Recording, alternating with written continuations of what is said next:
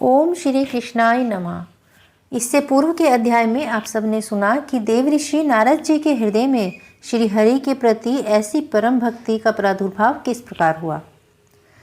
इसके बाद सूत जी कहते हैं, सोनक जी, देवऋषि नारद के जन्म और साधना की यह बातें सुनकर सत्यवती नंदन भगवान श्री व्यास जी ने उनसे फिर यह प्रश्न किया, हे नारद जी, जब आपको ज्ञानोपदेश करने वाले महात्मागण चले गए तब आपने क्या क्या किया।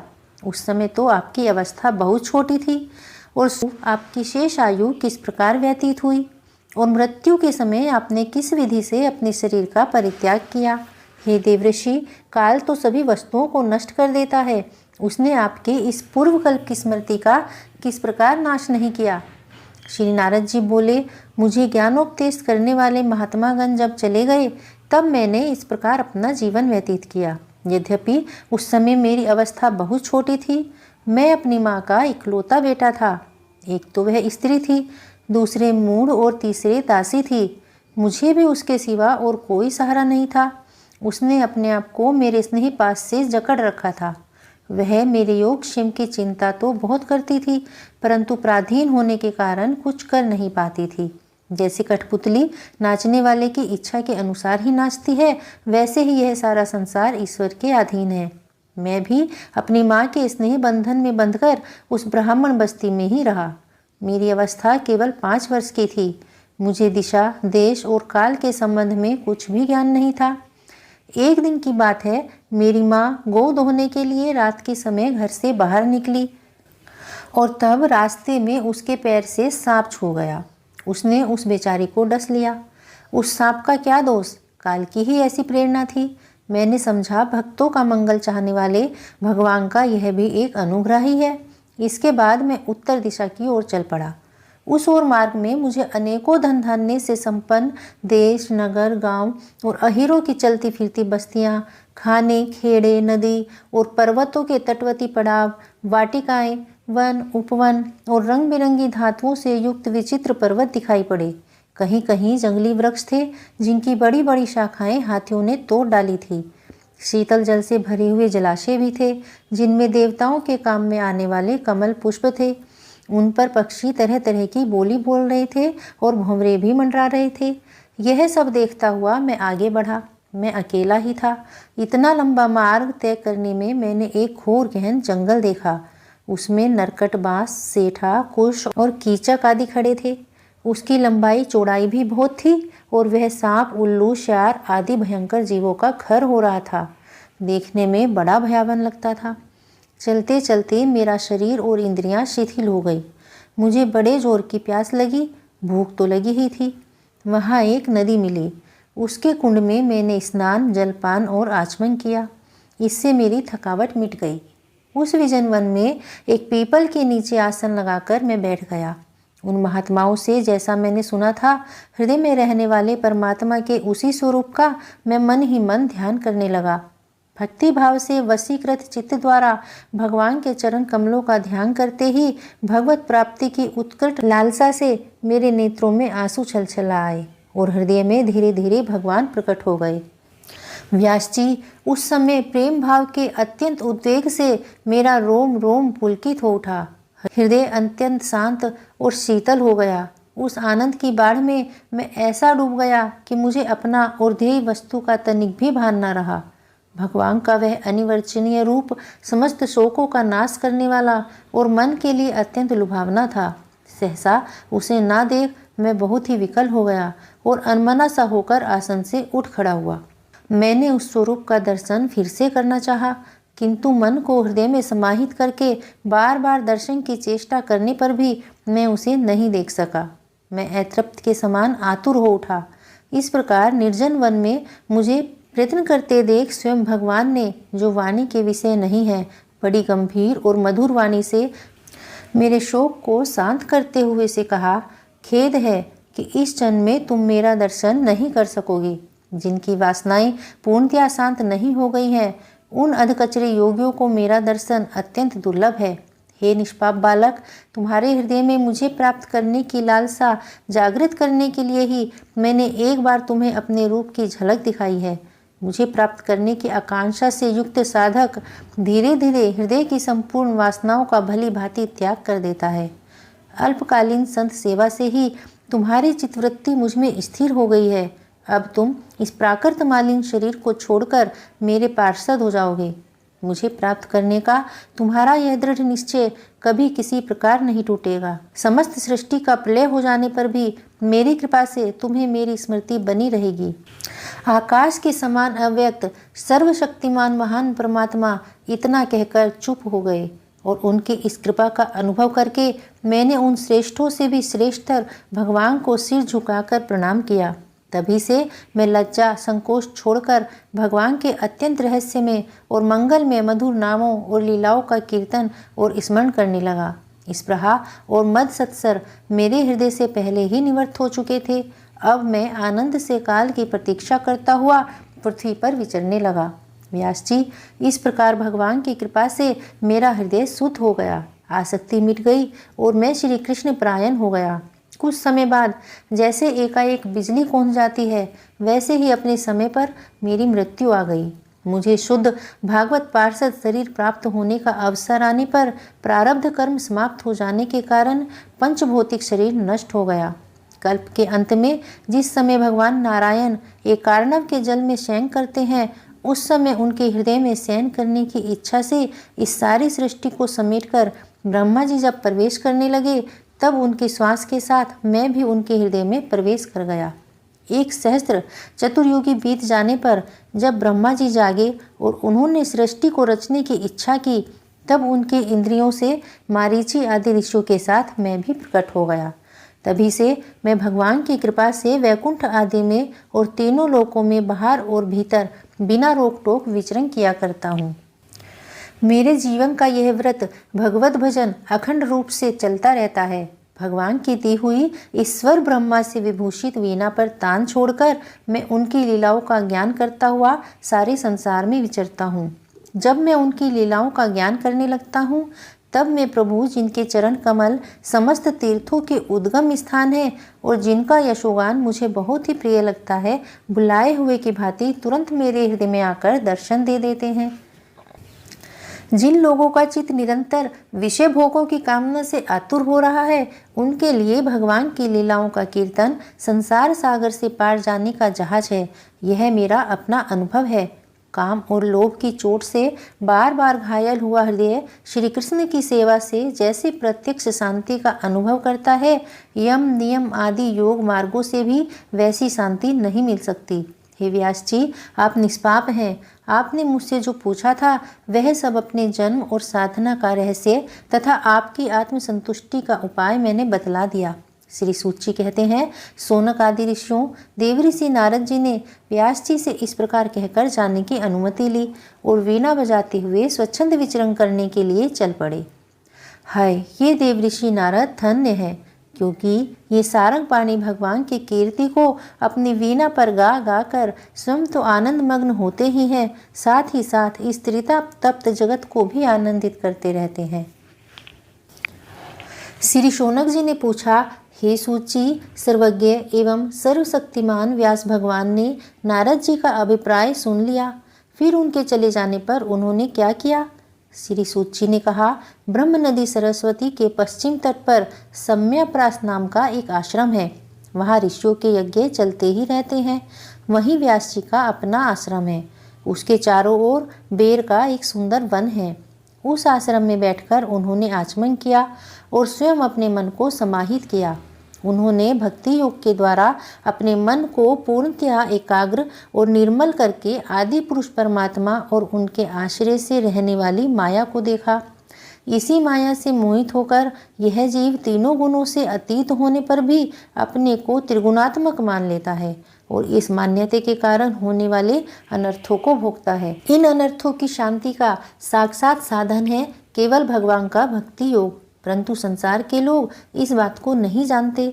यही समझकर उन्होंने इस परमहंसों की संहिता श्रीमद् भागवत की रचना की।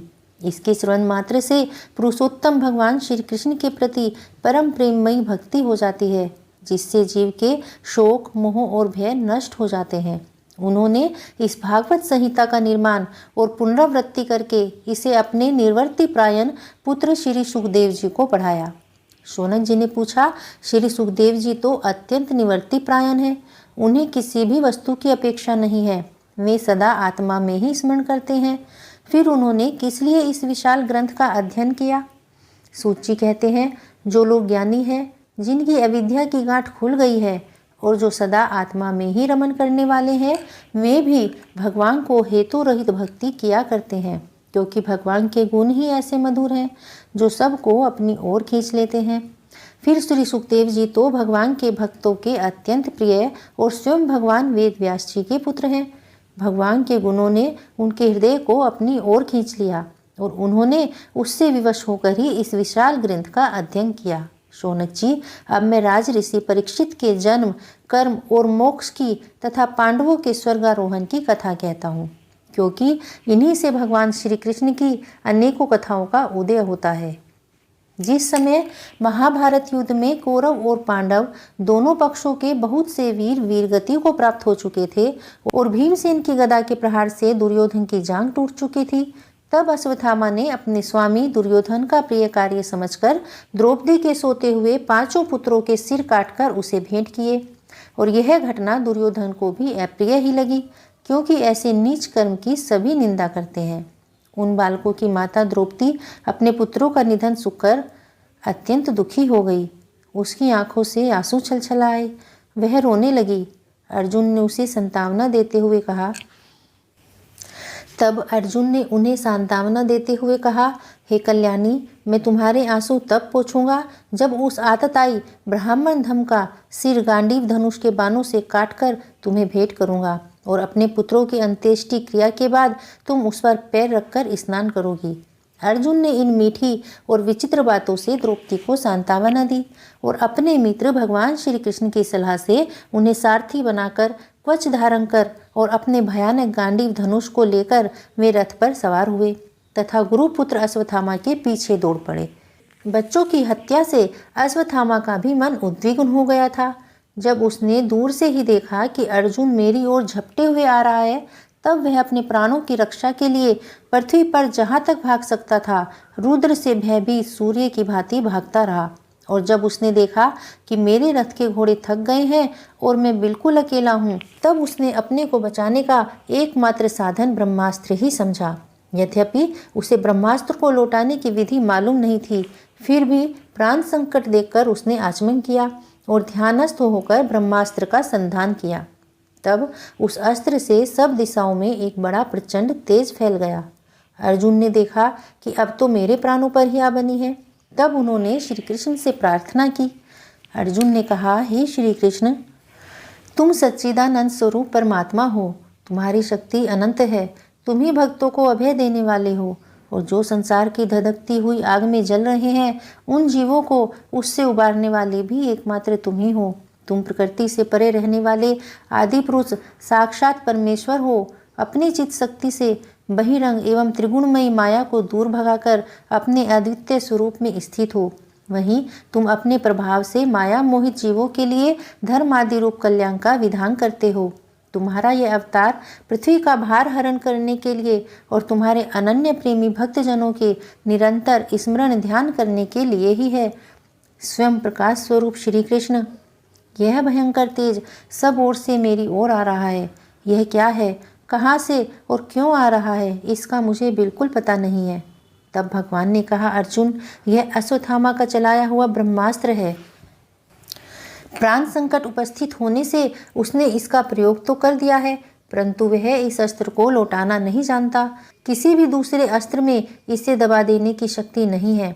तुम शस्त्र अस्त्र विद्या को भली भांति जानते ही हो। ब्रह्मास्त्र के तेज से ही इस ब्रह्मास्त्र की प्रचंड आग को बुझा दो। सूत जी कहते हैं, अर्जुन विपक्षी वीरों को मारने में बड़े प्रवीण थे। भगवान की बात सुनकर उन्होंने आचमन किया और भगवान की परिक्रमा करके ब्रह्मास्त्र के निवारण के लिए ब्रह्मास्त्र का ही संधान किया। बाणों से वेष्टित उन दोनों ब्रह्मास्त्रों के तेज प्रलयकालीन सूर्य एवं अग्नि के समान आपस में टकराकर सारे आकाश और दिशाओं में फैल गए और बढ़ने लगे। तीनों लोगों को जलाने वाली उन दोनों अस्त्रों की बढ़ी हुई लपटों से प्रजा जलने लगी। उसे देखकर सबने यही समझा कि यह प्रलय काल की सावर्तक अग्नि है। उस आग से प्रजा का और लोगों का नाश होते देखकर भगवान की अनुमति से अर्जुन ने उन दोनों को ही लौटा लिया। अर्जुन की आंखें क्रोध से लाल लाल हो रही थी। उन्होंने झपट कर उस क्रूर अश्वत्थामा को पकड़ लिया और जैसे कोई रस्सी से पशु को बांध ले वैसे ही उसे बांध लिया। अश्वत्थामा को बलपूर्वक बांधकर अर्जुन ने जब उच्च शिविर की ओर ले जाना चाहा, तब कमल नयन भगवान श्री कृष्ण ने कोपित होकर कहा, हे अर्जुन, इस ब्राह्मण अधम को छोड़ना ठीक नहीं है, इसे तो मार ही डालो। इसने रात में सोए हुए निरपराध बालकों की हत्या की है। धर्मवेत्ता पुरुष असावधान, मत वाले, पागल, सोए हुए बालक, स्त्री, विवेक ज्ञान शून्य, शरणागत, रथहीन और भयभीत शत्रु को कभी नहीं मारते, परंतु जो दुष्ट और क्रूर पुरुष दूसरों को मारकर अपने प्राणों का पोषण करता है, उसका तो वध ही उसके लिए कल्याणकारी है, क्योंकि वैसी आदत को लेकर यदि वह जीता है तो और भी पाप करता है और उन पापों के कारण नरकगामी होता है। मेरे सामने ही तुमने द्रौपदी से प्रतिज्ञा की थी, हे मानवती, जिसने तुम्हारे पुत्रों का वध किया है उसका सिर मैं उतार लाऊंगा। इस पापी ने तुम्हारे पुत्रों का वध किया है और अपने स्वामी दुर्योधन को भी दुख पहुंचाया है, इसलिए अर्जुन इसे मार ही डालो। भगवान श्री कृष्ण ने अर्जुन के धर्म की परीक्षा लेने के लिए इस प्रकार उसे प्रेरणा की, परंतु अर्जुन का हृदय महान था। यद्यपि अश्वत्थामा ने उसके पुत्रों की हत्या की थी, फिर भी अर्जुन के मन में गुरुपुत्र को मारने की इच्छा उत्पन्न नहीं हुई। इसके बाद अपने मित्र और सारथी श्री कृष्ण के साथ वे अपने युद्ध शिविर में पहुंचे। वहां अपने मृत पुत्रों के लिए शोक करती हुई द्रौपदी को उसे सौंप दिया। द्रौपदी ने देखा कि अश्वत्थामा पशु की तरह बांध कर लाया गया है। निंदित कर्म करने के कारण उसका मुख नीचे की ओर झुका हुआ है। अपना अनिष्ट करने वाले गुरुपुत्र अश्वत्थामा को इस प्रकार अपमानित देखकर द्रौपदी का कोमल हृदय कृपा से भर आया और उसने अश्वत्थामा को नमस्कार किया। गुरुपुत्र का इस प्रकार बांध कर लाया जाना सती द्रौपदी को सहन नहीं हुआ। उसने कहा, छोड़ दो, इन्हें छोड़ दो, ये ब्राह्मण हैं, हम लोगों के लिए अत्यंत पूजनीय हैं, जिनकी कृपा से आपने रहस्य के साथ सारे धनुर्वेद और प्रयोग तथा उपसंहार के साथ संपूर्ण शास्त्रों का ज्ञान प्राप्त किया है। वे आपके आचार्य द्रोण ही पुत्र के रूप में आपके सामने खड़े हैं और उनकी अर्धांगिनी कृपी अपने वीर पुत्र की ममता से ही अपने पति का अनुगमन नहीं कर सकी। वे अभी जीवित हैं। महाभाग्यवान आर्यपुत्र, आप तो बड़े धर्मज्ञ हैं। जिस गुरुवंश की नित्य पूजा और वंदना करनी चाहिए, उसी को व्यथा पहुंचाना आपके योग्य कार्य नहीं है। जैसे अपने बच्चों के मर जाने से मैं दुखी होकर रो रही हूँ और मेरी आंखों से बार बार आंसू निकल रहे हैं, वैसे ही इनकी माता पतिव्रता गौतमी ना रोए। जो उच्छृंग राजा अपने कुकृत्यों से ब्राह्मण कुल को कुपित कर देते हैं, वह कुपित ब्राह्मण कुल उन राजाओं को सपरिवार शोकाग्नि में डालकर शीघ्र ही भस्म कर देते हैं। सूत जी ने कहा, हे शौनकादि ऋषियों, द्रौपदी की बात धर्म और न्याय के अनुकूल थी। उसमें कपट भी नहीं था, करुणा और समता थी। अतएव राजा युधिष्ठिर ने रानी के इन हित भरे श्रेष्ठ वचनों का अभिनंदन किया। साथ ही नकुल, सहदेव, सात्यकी, अर्जुन, स्वयं भगवान श्री कृष्ण और वहां पर उपस्थित सभी नर नारियों ने द्रौपदी की बात का समर्थन किया। उस समय क्रोधित होकर भीमसेन ने कहा, जिसने सोते हुए बच्चों को न अपने लिए और न अपने स्वामी के लिए बल्कि व्यर्थ ही मार डाला, उसका तो वध ही उत्तम है। भगवान श्री कृष्ण ने द्रौपदी और भीमसेन की बात सुनकर और अर्जुन की ओर देखकर कुछ हंसते हुए से कहा, भगवान श्री कृष्ण बोले, पतित ब्राह्मण का भी वध नहीं करना चाहिए और आतताई को तो मार ही डालना चाहिए।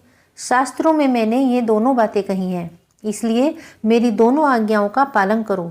तुमने द्रौपदी को सांत्वना देते समय जो प्रतिज्ञा की थी, उसे भी सत्य करो और साथ ही भीमसेन, द्रौपदी और मुझे जो प्रिय हो वह भी करो।